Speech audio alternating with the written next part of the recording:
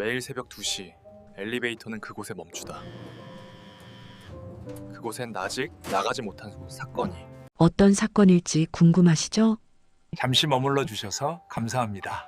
이 시간이 따뜻했다면 구독과 좋아요로 마음을 나눠주세요. 늦은 오후 황혼의 햇살이 퇴색된 붉은 벽돌 외벽에 비스듬히 걸리는 시간.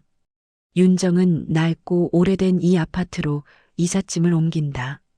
30해 넘게 이어온 직장 생활과 인간관계를 정리하고 모든 소음에서 벗어나 오직 혼자만의 고요함을 누릴 생각으로 이곳으로 왔다.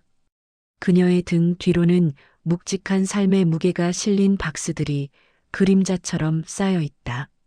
새로운 시작이 아닌 도피에 가까운 선택이었으리라. 이곳은 시간이 멈춘 듯한 공간이다. 복도마다 페인트가 긁히고 벗겨진 흔적이 보이고 복도 창문에는 먼지가 두껍게 앉아 있어 바깥 풍경이 마치 낡은 사진처럼 희미하게 보일 뿐. 이 오래된 건물의 첫인상은 걷잡을 수 없는 어두운 고요함이었다. 침묵이야말로 이 건물의 정체성이었다. 엘리베이터 앞에 섰고 낡은 철문형의 투박한 디자인은 묘한 위압감을 풍긴다. 버튼 옆에는 세월의 퇴색된 정전시 사용 금지라는 문구가 희미하게 남아있다. 그녀는 무심코 위를 올려다본다. 1층부터 6층까지 숫자가 분명히 새겨져 있지만 이상하게도 5층 버튼만 형광 물질이 발의 빛을 잃고 있다. 마치 그 층만 의도적으로 존재하지 않는 것처럼 다른 버튼들과 달리 생명력이 느껴지지 않는다. 지워진 역사와도 같은 희미함이 그곳에 있었다. 윤정은 짐을 다 옮긴 후 왠지 모를 기시감과 낯설매 사로잡혀 거실 커튼을 걷는다. 창밖으로는 같은 구조의 아파트들이 줄지어 늘어서 있다. 사람 사는 소리, 세탁기 돌아가는 낮은 웅웅거림, 아이들 뛰노는 웃음소리가 희미하게 섞여 들려온다. 익숙하고 평범한 일상의 소음. 그런데 5층 방향으로 시선을 돌리자 유난히 모든 창문에 두꺼운 커튼이 굳게 내려진 채 아무런 기척도 전해지지 않는다. 마치 숨쉬지 않는 시체와도 같은 층이었다. 그녀는 잠시 중얼거린다. 정말 아무도 살지 않는 건가? 아니면 살고 싶지 않은 것인가? 이사로 인한 육체적 피곤함과 낯선 미스터리에 대한 두려움에 눌려 그날 밤은 그냥 잠에 빠진다. 그녀의 새로운 삶은 5층의 완벽하고 고요한 침묵과 함께 시작된 셈이다. 며칠 뒤 새벽 2시 7분쯤 윤정은 미세하고 불길한 진동에 눈을 뜬다. 낡은 건물 전체를 타고 흐르는 묵직하고 낮은 떨림이 불쾌감을 준다. 엘리베이터가 움직이는 소리가 들린다. 낡은 철문이 덜컹하는 둔탁한 소리를 내며 닫히고 길게 늘어진 케이블이 웅웅거리는 소리와 함께 아래층으로 내려가는 진동이 고스란히 이어진다. 윤정은 시계를 확인한다.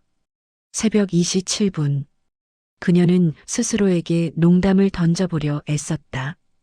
이 시간에 누가 오르락 내리락 하나? 참 부지런도 하지.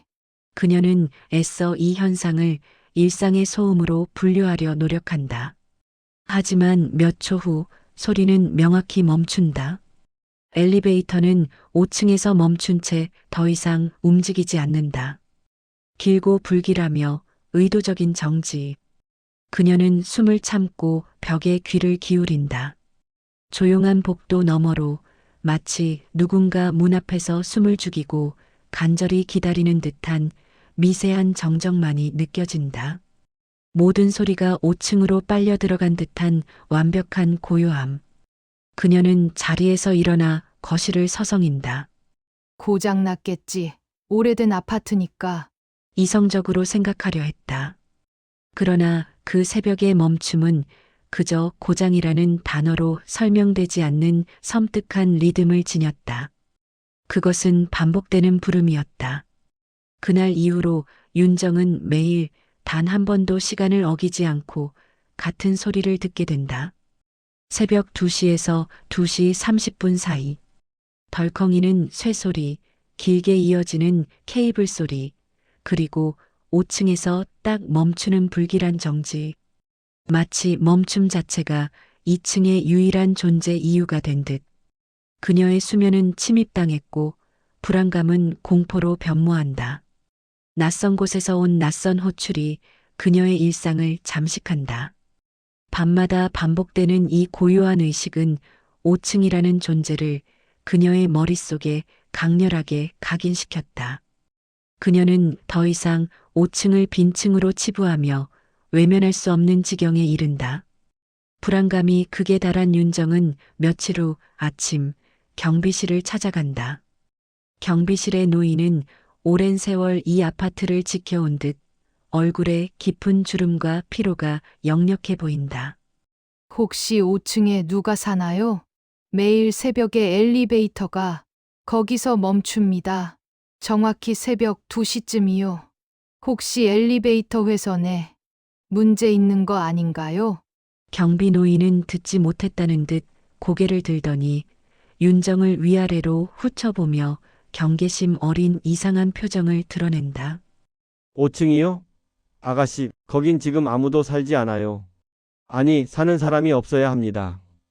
그의 목소리는 단순한 정보가 아닌 금기를 말하는 듯 무겁게 들린다. 10년째 주민 명단에도 빈집으로 되어 있는 곳. 윤정은 경비 노인의 단호함과 그 말에 담긴 숨겨진 역사에 큰 혼란을 느낀다. 그럴 리가요. 매일 새벽에 진동이 느껴지고 특정 층에 멈추는데 누군가 타고 내린다는 증거 아닙니까? 경비 노인은 긴 한숨을 내쉬며 창밖에 굳게 닫힌 5층 창문을 조용히 바라본다. 그의 눈빛에는 오래된 슬픔이 가득하다. 노인 그층 10년 전에 화재가 있었어요. 501호에서요, 어린아이 하나가 4살짜리 아이가 안타깝게 됐지 복구는 했지만 그 후로 아무도 임대를 안 나가요. 사람들이 무서워서 피한다고 안 좋은 기운이 남았다고. 그의 목소리에는 단순한 정보, 전달이 아닌 사건을 덮으려 했던 공동체의 죄책감이 스며 있었다. 그리고 5층 버튼이 희미한 이유도 그 때문이요. 화재 이후에 누가 고의로 회선을 끊어버렸지.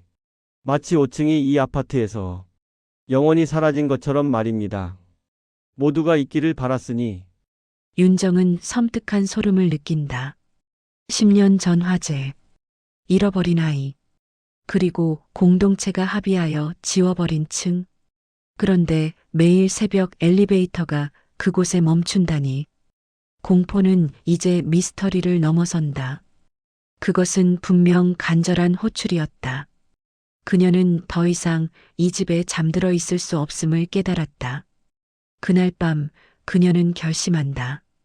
직접 확인하여 이 미스터리를 깨부수기로. 새로운 삶을 찾아온 그녀의 외로움은 이제 5층의 침묵을 뚫고 들어가 그 외로움의 근원과 마주하려 한다.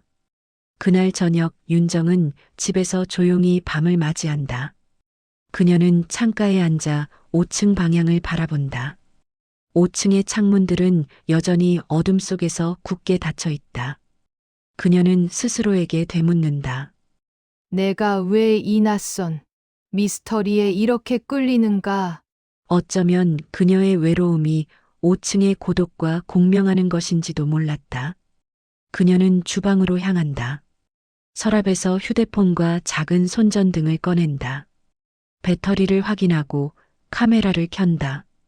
증거를 남기기 위한 치밀한 준비. 그녀는 슬리퍼 대신 소리가 나지 않는 고무 밑창의 신발로 갈아 신는다. 시계가 1시 50분을 가리킨다. 심장이 가슴속에서 둔탁하게 울리기 시작한다. 공포와 기대가 뒤섞인 묘한 흥분. 그녀는 거울 앞에 선다. 거울 속 자신의 얼굴은 며칠 전 이사 왔을 때보다 훨씬 생기가 돌고 있었다. 공허했던 삶에 뜻밖의 목적이 생긴 듯한 모습이다. 나는 5층이 왜 멈추는지 알아야 해. 그녀는 문고리를 잡는다. 차가운 금속의 감촉이 손바닥에 전해진다. 복도 끝은 어둠 속에 잠겨 있다. 그녀는 심호흡을 하고 조심스럽게 문을 연다. 어둠 속으로 발을 내딛는 그녀의 모습. 윤정은 스스로 미스터리 속으로 걸어 들어간다. 새벽 2시 15분. 윤정은 소리나지 않는 고무 밑창의 신발 대신 낡은 슬리퍼를 신고 현관문을 연다. 복도에는 아무 소리도 없다. 며칠 동안 그녀를 괴롭혔던 그 침묵, 다가오는 공포의 전조와 같은 침묵만이 무겁게 그녀를 맞는다. 엘리베이터 버튼을 누른다. 낡은 철문이 덜컹하는 둔탁한 소리를 내며 열린다. 그녀는 손전등을 든 채 조심스럽게 안으로 들어선다. 윤정의 시선이 5층 버튼으로 향한다. 그녀는 5층 버튼을 누른다. 아무런 불빛도 들어오지 않는다. 마치 버튼이 기능을 상실한 듯 다른 층 버튼과 달리 죽은 듯한 감촉이다. 그녀는 다시 한번 힘주어 누른다. 여전히 무반응. 그녀가 포기하고 문이 닫히려던 찰나 기계음과 함께 스스로 5층 버튼이 깜빡하며 불을 밝힌다. 마치 안에서 누군가 조용히 그녀의 방문을 허락한 것처럼. 윤정은 숨을 삼킨다. 피부 위로 차가운 소름이 돋아난다. 그녀의 손은 무의식적으로 휴대폰 카메라를 켠다. 엘리베이터는 천천히, 아주 천천히 5층으로 움직인다. 층수를 표시하는 빨간 숫자 등이 2층, 3층, 4층 순서대로 둔탁하게 바뀌어 간다. 각 층을 통과할 때마다 엘리베이터 카카의 케이블 소리가 더욱 둔중하게 들린다. 마치 시간을 거슬러 오래된 기억 속으로 진입하는 듯한 속도. 그리고 5층. 그 순간 엘리베이터가 덜컹 하는 충격음과 함께 멈춰섰다. 문은 열리지 않는다. 묵직하게 닫힌 철문은 5층이 허락되지 않은 경계임을 알려준다. 윤정은 온 힘을 다해 손으로 문을 민다. 쇳소리가 길게 나며 문틈이 아주 조금 열린다. 그 좁은 틈 사이로 희미하지만 역겨운 냄새가 새어나온다. 불에 탄 고무와 오래된 연기가 뒤섞인 냄새. 10년 전의 화재 흔적이 공기 속에 아직도 갇혀 있었다. 윤정은 간신히 문을 비집고 나온다. 복도 바닥에 서자 엘리베이터의 진동 소리가 순식간에 멀어진다. 5층 복도는 이상하리만큼 정리된 듯한 모습이다. 복도 등은 어둡고 푸르스름한 빛을 내뿜는다. 하지만 눈이 어둠에 익숙해지자 숨겨진 진실이 드러난다. 벽에는 검고 짙은 그을음 자국이 지워지지 않고 남아있다. 천장엔 열기에 녹아내린 형광등 잔해가 검은 얼룩으로 얼룩져 있다. 그녀가 발을 내딛자 발밑에서 부서진 유리 조각들이 사각거리며 그녀의 존재를 고요함 속에 고발한다. 마치 유령의 뼈를 밟는 듯한 소리. 복도 끝에는 문이 단 하나만 남아있다. 501호. 문 앞에는 오래된 초인종이 붙어 있었고 번호판은 열기와 시간 속에 반쯤 떨어져 나가버렸다. 문 자체가 2층의 유일한 생존자처럼 보인다. 그녀는 손을 들어 초인종을 누른다. 소리는 나지 않는다. 회선이 단절된 지 오래되었으리라. 대신 문틈 사이에서 매우 낮은, 거의 들리지 않는 숨소리 같은 것이 미세하게 흘러나온다. 그녀는 모든 신경을 귀에 집중한다. 심장이 목구멍까지 차오르는 긴장. 문틈 너머의 다시 오지 말라고 했잖아. 왜 나를 깨우는 거야? 목소리는 분명 어린아이의 것이었다. 희미하고 절박한, 그러나 분명히 여자아이의 목소리. 윤정은 온몸이 얼어붙는 듯한 공포를 느낀다. 그녀는 소리가 사라질 때까지 한참 동안 그 자리에 서서 움직이지 못한다. 그녀가 찾아온 5층은 비어있지 않았다. 고독한 울음이 갇혀 있는 곳이었다. 공포와 혼란 속에 밤을 지새운 윤정은 다음 날 아침 곧바로 관리소를 찾아간다. 얼굴에는 잠 못 이룬 피로와 어젯밤의 공포가 선명하게 남아있다. 경비 아저씨, 제가 5층에 다녀왔어요. 거기 누가 있습니다. CCTV를 보여주세요. 밤마다 누가 엘리베이터를 부르는지 알아야겠어요. 노인은 윤정의 얼굴을 보고 걱정스러운 표정을 짓는다. 아가씨, 어제는 왜 거길 가셨소? 내가 아무도 안 산다고 분명히 말했을 텐데. 5층은 폐쇄 구역이라 CCTV가 없어요. 복도 카메라는 10년 전에 이미 철거했소. 그럼 엘리베이터 내부 영상이라도요. 제발 누가 그 버튼을 누르는지 보세요. 노인은 마지못해 고개를 끄덕인다. 그의 손이 떨리는 모니터 화면을 켠다. 모니터에는 며칠 전 새벽 2시경 엘리베이터에 타고 있는 윤정의 모습이 흐릿하게 비친다. 윤정은 숨을 죽인다. 화면 속에서 자신이 새벽 2시에 엘리베이터에 타고 있다. 5층 버튼은 당연히 꺼져 있었다.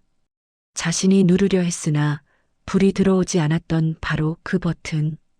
그런데 문이 닫히기 직전 윤정의 몸이 왼쪽으로 살짝 기울어진다. 마치 문틈 안쪽에 무언가에 끌리는 것처럼.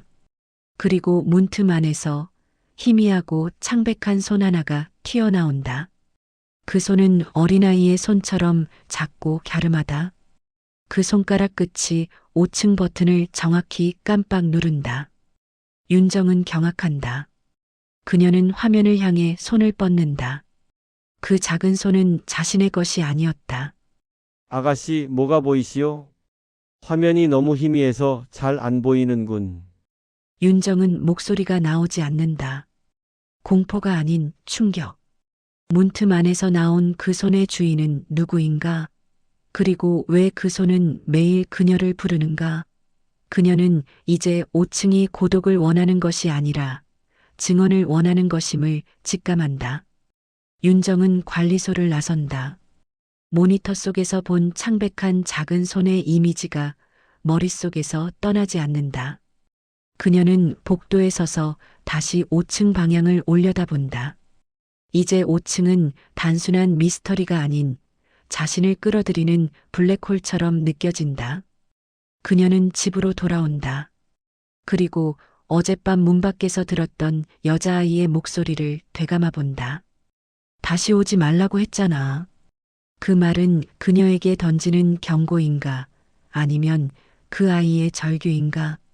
불안감에 휩싸여 집을 뒤지던 윤정은 이삿짐 박스 구석에서 낡은 사진첩 하나를 발견한다. 그것은 이 집의 전 세입자가 두고 간 오래된 유산일 수 있다. 그녀는 떨리는 손으로 사진첩을 펼친다. 사진첩 안에는 이 아파트의 옛 모습들이 담겨 있다.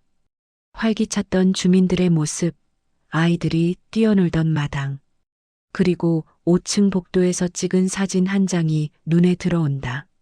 사진 속 5층 복도는 지금과 달리 밝고 깨끗하다. 그리고 복도 끝에는 작은 자전거 한 대가 세워져 있다. 자전거 옆에 4살 정도 되어 보이는 여자아이가 서 있다. 웃고 있지만 눈빛은 어딘가 불안해 보인다. 사진 뒷면에는 501호 예진이라고 흐릿하게 적혀 있다. 예진. 10년 전 화재로 목숨을 잃은 바로 그 아이. 윤정은 사진 속 아이의 작고 갸름한 손을 클로즈업한다. 어제 엘리베이터 문틈으로 튀어나온 그 손과 너무나 닮아 있다. 윤정은 사진을 가슴에 품고 이제 그녀는 확신한다. 매일 새벽 엘리베이터를 부르는 것은 고독한 아이의 영혼이고 그녀를 부르는 이유는 단순한 괴롭힘이 아님을. 그것은 10년 전 5층에 갇힌 채 미처 꺼내지 못한 비명, 구조 요청이었다. 시계가 천천히 1시 30분을 향해 간다. 윤정은 잠을 이룰 수 없다. 5층의 존재는 이제 더 이상 익명의 미스터리가 아니다. 예진이라는 이름과 작은 손을 가진 구조되지 못한 아이다. 윤정은 주방으로 향한다. 냉장고 문을 열고 아이가 좋아할 만한 작은 간식을 꺼낸다. 바삭한 과자와 달콤한 음료. 자신이 할 수 있는 유일한 구조 행위일지도 모른다. 그녀는 이어서 손전등과 휴대폰을 확인한다. 공포는 여전히 그녀를 짓누르지만 죄책감과 연민이 그 공포를 압도한다. 어쩌면 10년 전 이웃들이 그녀를 위해 문을 열어주지 않았던 것처럼 자신이라도 그 아이의 부름에 응답해야 한다는 책임감. 거울 앞에 선다. 거울 속 자신의 얼굴은 새벽의 긴장과 결의로 빛난다. 더 이상 도피자가 아니다. 5층의 외로움을 공유하는 목격자이자 마지막 구원자. 오늘은 너를 피하지 않을게. 너의 이야기를 들어줄게. 시계가 2시 0분을 가리킨다. 낡은 건물 전체를 타고 흐르는 묵직하고 낮은 진동이 느껴진다. 엘리베이터가 움직이는 소리가 들리기 시작하고 윤정은 문고리를 잡는다. 그녀의 손은 떨리지 않는다. 그녀는 이제 5층의 침묵을 깨고 예진의 비명을 세상으로 끌어낼 준비를 마쳤다. 예진의 사진과 엘리베이터의 충격적인 진실을 확인한 윤정은 결국 아파트 관리사무소의 오래된 기록 보관실을 침입하듯 뒤진다. 그녀는 경비 노인이 잠시 자리를 비운 틈을 타 10년 전 화재 사건에 대한 서류철을 꺼낸다. 서류철은 습기와 세월에 찌들어 누렇게 발해 있고 잉크는 희미하게 번져 있었다. 서류철을 열자 매캐한 연기 냄새가 섞인 묵직한 공기가 훅 끼쳐온다. 그 냄새는 10년 전의 화재 현장에서 맡았던 바로 그 죽음의 냄새와 일치한다. 윤정은 코를 막지만 냄새는 이미 그녀의 후각을 넘어 기억 속으로 파고든다. 사무실의 형광등 불빛마저 불안하게 깜빡이는 순간이다. 기록에 따르면 10년 전 5층 세대에 살던 사람은 부부와 딸 하나였다. 남편은 회사원, 아내는 가정주부, 딸은 초등학생. 사건 당일은 남편의 생일이었다는 불필요하게 선명한 디테일마저 기록되어 있다. 남편은 그날 저녁 가족과 함께 작은 케이크를 자를 예정이었다는 아주 사소한 사실까지도. 화재는 부엌 싱크대 쪽에서 시작되었고 그날 아내만 가까스로 구조되었다. 화재로 인한 충격과 정신적 외상으로 해리성 기억 상실에 시달렸다는 의사의 소견이 첨부되어 있었다. 의사의 소견서에는 환자가 스스로를 보호하기 위해 기억의 장벽을 쌓았다는 전문적인 진단이 굵게 인쇄되어 있었다. 이 문장은 윤정의 현재 상태를 정확히 진단하는 차가운 거울과 같다. 서류 가장 위에는 당시 구조사진 한 장이 희미하게 남아있다. 까맣게 탄 복도 끝에서 들것에 실려 나오는 여인의 모습. 그 여인의 얼굴은 연기와 눈물, 그리고 외상 후 스트레스로 범벅되어 알아볼 수 없었다. 윤정은 떨리는 손으로 서류를 읽어내린다. 서류의 글자 하나하나가 쇠못처럼 그녀의 가슴에 박힌다. 공기마저 무겁게 짓누르는 듯한 고통이 엄습한다. 그녀의 눈동자는 갈 곳을 잃고 서류 위를 헤매다가 생존한 아내의 이름이 적힌 부분에 시선이 고정된다. 그녀의 눈동자가 미친 듯이 흔들린다. 서류의 글자가 살아 움직이는 듯한 착각마저 든다. 김윤정. 손끝이 격렬하게 떨린다. 그녀는 그 이름을 소리내어 읽는다. 자신의 이름과 완벽하게 일치하는 이름. 윤정이라는 이름과 함께 적힌 사고 당시 거주지 주소는 바로 501호였다. 그녀가 10년 동안 무의식적으로 피해 다니던 그 비극의 중심이었다. 서류철의 모든 문장이 그녀를 향해 소리치듯 느껴진다. 내가 바로 그 여자다. 내가 바로 그 생존자다. 내가 이 모든 침묵을 만들어낸 장본인이다. 윤정은 그 자리에서 무너지며 서류철을 놓친 손이 바닥을 짚는다. 그녀가 10년 동안 찾아 헤매던 그 미스터리의 희생자가 바로 그녀 자신이었다. 그녀는 501호에 살던 화재 생존자였던 것. 그녀의 두 손이 서류를 찢을 듯이 움켜쥐었다 놓는다. 이것이 10년 전의 진실. 스스로 지워낸 자신의 과거. 그녀는 잃어버렸던 그날의 잔혹한 기억을 떠올린다. 타오르는 불길이 복도 전체를 뒤덮고 매캐하게 코를 찌르던 연기가 시야를 가린다. 그리고 매일 밤 예진이 외치던 오지 말라고 했잖아라는 절규의 진짜 의미. 그것은 경고가 아닌 자기 자신에게 던지는 과거의 비명이었다.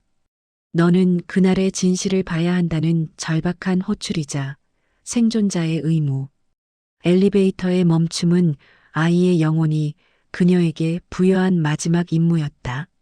남편의 목소리가 환청처럼 귓가에 울린다. 윤정아, 당신은 살아야 해. 무슨 일이 있어도 잊지 마. 예진이를 위해서라도 증언해야 해. 진실을 말해야 해. 내 이름의 오명을 씻어줘야 해. 그 후의 기억은 완벽한 공백이었다. 생존 본능이 이끌어낸 해리 현상. 살아남기 위해 혹은 죄책감 때문에 스스로 지워버린 잔혹한 역시 엘리베이터의 호출은 아이의 비명이 아니었다. 10년 전 아이를 두고 도망칠 수밖에 없었던 자신의 과거가 그녀를 부르고 있었던 것이다. 그녀는 자신이 이 아파트를 택한 것이 우연이 아닌 무의식적인 귀소 본능이었음을 뼈저리게 깨닫는다. 그녀의 영혼은 10년 동안 501호에 타버린 기억 속에 갇혀 있었다. 이 아파트의 모든 침묵은 그녀의 침묵이었던 셈이다. 그녀가 이사 온 것은 집을 찾아서가 아니라 잃어버린 자신을 찾기 위한 마지막 여정이었다. 이 엘리베이터의 문 앞에서 마주한 진실 극단적 심층 확장. 모든 기억을 되찾은 윤정은 그날 밤 다시 5층으로 간다. 이번에는 두려움이 아니다. 자신과의 숙명적인 대면이자 잃어버린 아이를 위한 마지막 구조행위. 그녀의 손에 쥔 것은 손전등도 휴대폰도 아닌 10년 전 화재 기록 서류철이었다. 엘리베이터 문이 덜컹 소리를 내며 열린다. 복도의 싸늘한 공기가 그녀의 뺨을 스친다. 안에는 낯익은 한 여자가 서 있다. 같은 얼굴, 같은 옷차림, 같은 눈빛. 그러나 그 여자는 10년 전의 윤정. 생기가 넘치지만 깊은 슬픔과 후회가 서린 얼굴. 그녀의 잃어버린 과거가 눈앞의 환영처럼 현현한다. 과거의 윤정은 현재의 윤정보다 훨씬 생기가 있으나 그 눈동자에는 설명할 수 없는 깊은 비탄이 서려 있다.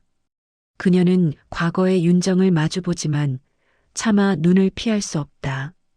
과거의 윤정은 마치 살아있는 조각상처럼 꼼짝 않고 그녀를 응시한다. 과거의 윤정이 말을 먼저 꺼낸다. 이제 기억났지? 내가 누구인지, 내가 왜 도망쳤는지, 왜 나를 혼자 두고 떠났는지. 그 비겁함이 너를 살게 했지. 나는 너를 용서할 수 없어. 현재의 윤정은 말없이 고개를 끄덕인다. 눈물 한 방울이 그녀의 뺨을 타고 흐른다. 그 눈물은 과거의 자신에게 보내는 연민이자 현재의 자신에게 보내는 해방의 눈물. 과거의 윤정의 눈에서도 똑같이 눈물 한 줄기가 흘러내린다. 여긴 내가 남은 곳이야. 너의 기억, 너의 죄책감. 너는 나를 버리고 도망쳐 살았어. 너의 삶은 10년 동안 가짜였지. 공허함만 남은 삶. 내가 잊은 척하는 동안 나는 이 5층에 갇혀 매일 새벽 너를 불러왔지. 그녀는 얇게 떨리는 손을 들어 현재의 윤정의 뺨을 만지려 한다. 그 손이 닿으려는 찰나 차가운 공기만 스쳐간다. 아니, 잊을 수밖에 없었어. 너무 아팠으니까. 불길 속에서 너를 버린 고통이 나를 죽였어. 살아남는 게 더 힘들었어. 잊어야만 살 수 있었어. 그것만이 나의 유일한 방어 기제였지. 하지만 이제 더 이상 도망치지 않아. 그때 엘리베이터 문틈 아래로 작고 창백한 손 하나가 튀어나온다. 예진의 손. 그 손은 과거의 윤정의 다리를 잡고 매달려 있다. 엄마에게 매달리려는 아이의 마지막 몸부림이자 나는 이 손을 잡지 못했어. 불길이 닥쳐왔을 때 이 손을 놓아버리고 혼자 도망쳤지. 내가 도망치는 순간 그 아이를 두고 너는 살았어야 했어. 내가 용서받을 자격이 없는데 어떻게 살았어야 했니? 그녀의 목소리는 엘리베이터 벽에 부딪혀 고통스럽게 메아리친다. 엘리베이터 문이 천천히 쇳소리를 내며 닫힌다. 안쪽에서 과거의 윤정과 예진의 손이 서서히 어둠 속으로 사라져간다. 그것은 그녀가 10년 동안 외면했던 기억이 스스로 문을 닫는 순간이었다. 침묵과 도피의 끝. 이제 그녀에게 남은 것은 오직 진실을 마주하고 속죄할 용기뿐이었다. 신 3, 5층 복도의 재회와 구원 극단적 심층 확장. 윤정은 5층 복도에 홀로 남겨진다. 온몸에 진이 빠져나간 듯 주저앉는다. 타버린 고무 냄새와 연기 냄새가 더욱 강하게 그녀를 감싼다. 그녀는 501호 문 앞에 선다. 이제 도망치지 않는다. 그녀는 문에 기대어 조용히 흐느낀다. 그녀의 울음은 복도 전체에 울려 퍼진다. 10년 동안 5층에 갇혀있던 울음이었다.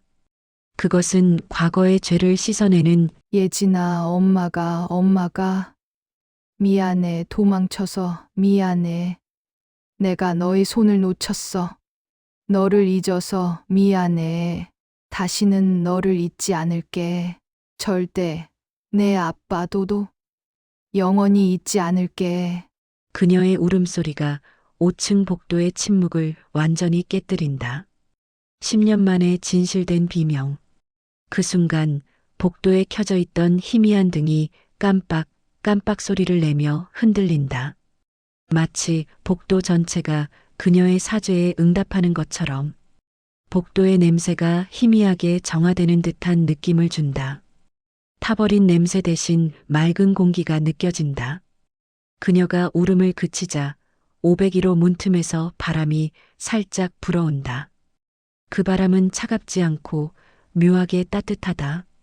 사랑의 온기가 느껴지는 바람. 그리고 문틈 아래로 작은 종이 조각 하나가 밀려 나온다. 바람에 실려온 종이는 그녀의 발 앞에 멈춰선다. 종이 옆에는 마지막 연기 냄새가 사라지는 듯한 희미한 기척이 감돈다. 이제 5층은 비로소 진정한 의미로 빈층이 된 것이다. 윤정은 떨리는 손으로 종이를 짚는다. 종이에는 크레용으로 그린 듯한 서툰 그림이 그려져 있다. 세 사람이 웃고 있는 그림. 아빠, 엄마, 그리고 예진. 모두 활짝 웃고 있는 모습. 그림은 10년 전에 행복했던 마지막 순간을 기억하는 듯 맑은 색채를 지니고 있다. 그림의 맑은 색감이 복도의 그 흐름과 강하게 대비된다. 그림 아래 예진의 필체로 이제 괜찮아. 잘 가 엄마. 아빠도. 라고 적혀 있었다. 그녀에게 주는 마지막 선물. 윤정은 미소 짓는다. 용서받았음을 깨닫는다. 10년 동안 5층에 갇혀 그녀를 불러온 것은 죄책감이 아닌 아이의 마지막 작별 인사였음을. 5층의 미스터리는 결국 그녀를 위한 아이의 마지막 사랑이었던 셈이다. 그녀는 이제야 진정한 자유와 함께 아이의 평안을 얻는다. 그녀의 어깨를 짓누르던 10년의 짐이 사라진다. 집으로 돌아온 윤정은 창가에 서서 5층 방향을 바라본다. 5층의 창문은 여전히 닫혀 있지만 더 이상 공포를 느끼지 않는다. 모든 것이 제자리를 찾은 평온함이 그녀를 감싼다. 10년의 방황이 끝나는 순간이었다. 그녀의 영혼이 비로소 육체와 재결합한 듯한 느낌. 그녀는 이제야 진정한 김윤정으로 돌아왔다. 그녀는 이제 5층이 공포의 공간이 아닌 자신의 기억이 잠들어 있던, 그리고 아이가 영원히 잠든 곳임을 알고 있다. 그녀는 휴대폰을 들고 경찰에 전화를 건다. 망설임은 없다. 10년 전 501호 화재 사건에 대해 증언할 것이 있습니다. 제가 그날 밤의 모든 것을 기억해냈습니다. 남편의 억울함을 풀어줘야 합니다. 남편이 화재 원인이 아닙니다. 모든 것을 증언하겠습니다. 늦었지만 이제라도 진실을 밝히겠습니다. 그녀의 목소리는 떨리지 않는다. 그녀는 더 이상 잃어버린 사람 도피자이 아니다. 용서를 받고 진실을 말할 힘을 얻은 생존자이자 증인. 그녀의 외로움은 이제 끝났다. 그녀는 창밖으로 햇살을 맞는다. 그 빛은 10년 전의 화마가 아닌 새롭게 시작될 그녀의 삶을 비춘다. 그녀는 창문을 활짝 열고 5층 복도에 남아있는 마지막 연기 냄새를 바람에 실어보내며 새로운 공기를 깊게 들이마신다. 그녀의 삶은 이제 과거의 짐에서 완전히 해방되었다. 그녀의 눈빛은 맑고 단단하다. 그녀는 살아남은 자의 의무를 다할 것이다. 윤정의 경찰 증언 후 시간은 덧없이 흐르는 것이 아니라 마침내 정상 궤도에 올라선 듯 정화되며 흘러갔다. 사건은 10년 만에 가장 극적인 종결을 맞이했다. 남편의 결백과 딸 예진의 비극적인 희생이 세상에, 그리고 공식적인 법률 기록에 명명백백하게, 그리고 가장 명예롭게 드러났다. 아파트 관리사무소에는 결국 새로운 세입자 서류가 도착한다. 서류는 낡은 가죽 폴더에 깔끔하게 정리되어 있었고 모든 인적 사항과 복잡한 계약 조건, 심지어 화재 복구 후 최초 입주라는 특수 고지 사항까지 꼼꼼하게 명확하게 기재되어 있었다. 이 고지 사항 한 줄 자체가 10년의 침묵과 부당함이 깨졌음을 증명하는 공적인 기록이었다. 이 서류 한 장이 담고 있는 무게는 윤정의 10년 고통, 상실감, 죄책감, 그리고 마침내 찾아온 진실의 거대한 희망과 같았다. 노인 경비원은 습관적으로 폴더를 집어들었으나 눈이 입주 희망층 항목에서 멈추자 깊은 충격과 해방감이 뒤섞인 탄식과 함께 고개를 갸웃거린다. 5층 501호? 거긴 비어 있지 않소. 대체 누가 저층에 들어온단 말이오. 10년째 그 누구도 감히 발을 들이지 않은 곳인데 혹시 서류가 잘못된 것은 아닌지 재차 확인해야 하지 않겠어? 그의 목소리에는 10년의 불길한 역사와 공동체에 지워지지 않는 죄책감이 무게처럼 실려 있었다. 그가 아는 5층은 그저 10년째 공실로 그 누구도 감히 접근하려 하지 않던 아파트의 가장 어둡고 슬픈 금기구역이었다. 그곳은 돈이나 계약으로 채울 수 없는 비명과 고독이 응축된 살아있는 상처였기 때문이었다. 하지만 서류의 입주 희망층 항목 옆에는 윤정의 이름과 함께 5층 501호가 선명하게 적혀 있었고 그 아래 서명란에는 윤정의 서명이 또렷이 그리고 단호하게 찍혀 있었다. 이 이름 석자는 윤정이었지만 그 서명은 10년 전의 비극적인 가족 전체의 의지를 담고 있는 듯했다. 그녀는 501호의 생존자이자 진실의 유일한 증언자였으며 이제 새로운 입주자가 되어 자신의 비극의 근원이었던 과거로 자진해서 돌아온 것이었다.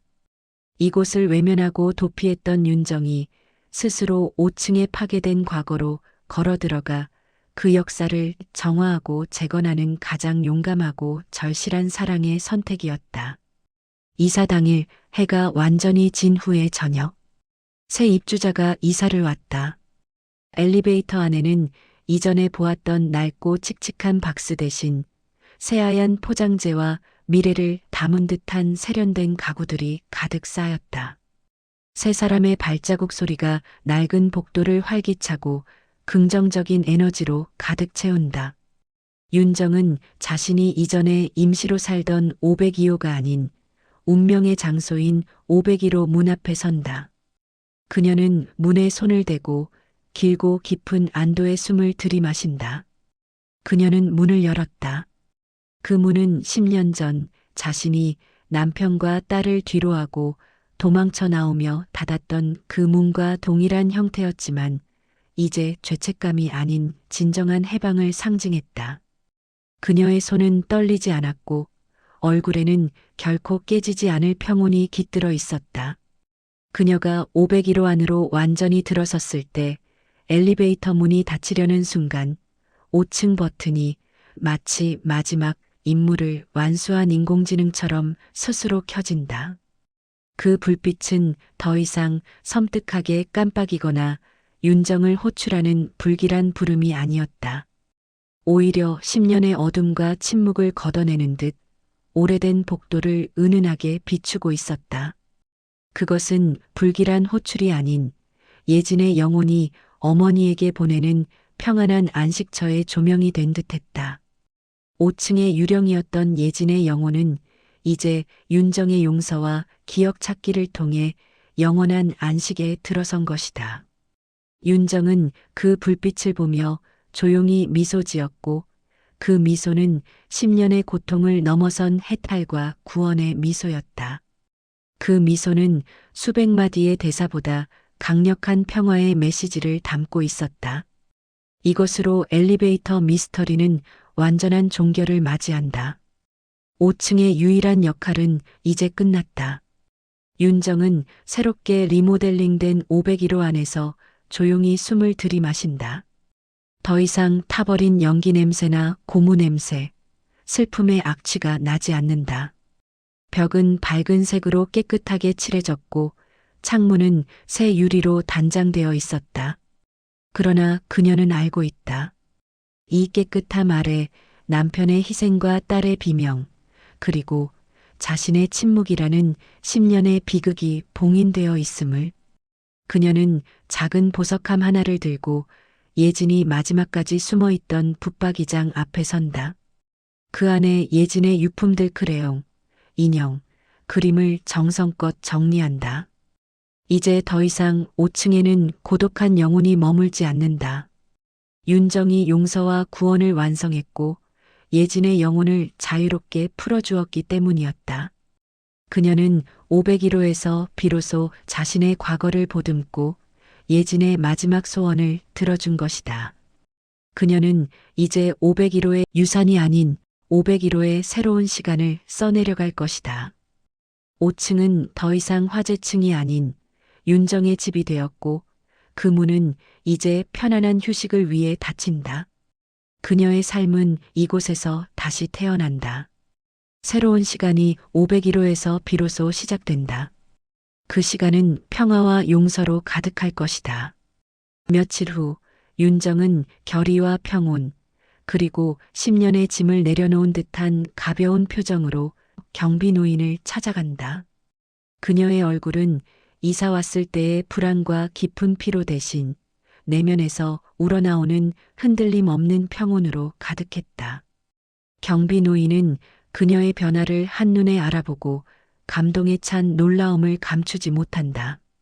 그는 마치 10년 전의 악몽에서 깨어나 마침내 현실로 돌아온 듯한 해방된 듯한 표정이었다.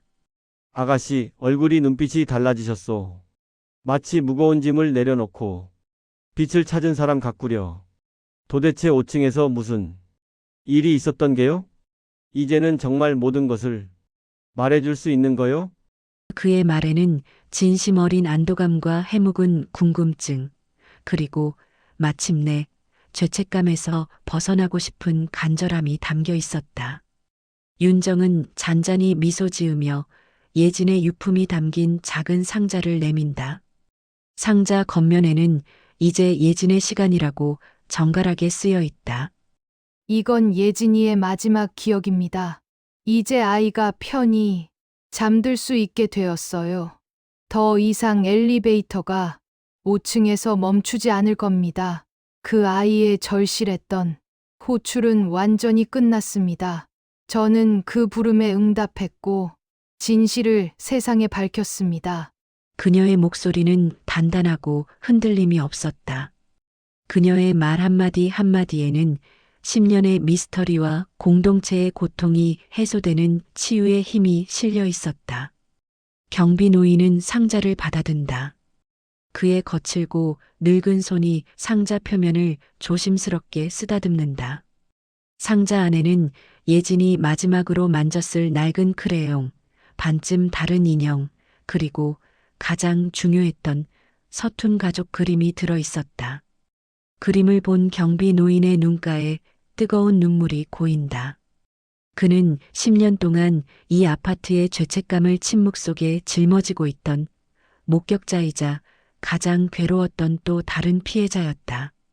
그는 그날 밤 5층의 비명을 들었으면서도 나설 용기가 없었던 이웃들의 침묵과 비겁함을 대변하는 존재였다.